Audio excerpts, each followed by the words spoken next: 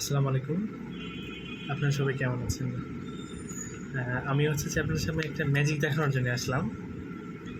এই যে এটা হচ্ছে ২০০ টাকার নোট।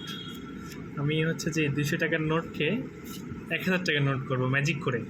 আপনারা দেখেন। হ্যাঁ, প্রথমে আপনারা টাকাটা এইভাবে এইভাবে এইভাবে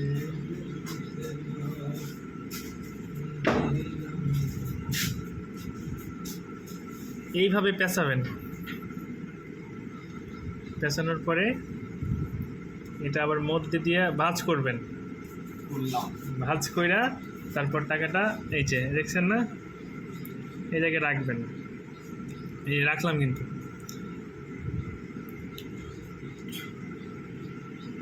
কি পাগল হয়েছেন নাকি? ২০০ টাকার নোট কখনো ১,০০০ টাকার নোট হয়? জান কি দেখেন, টিকটকে পড়ে থাকেন খালি। পাগল নাকি সবাই?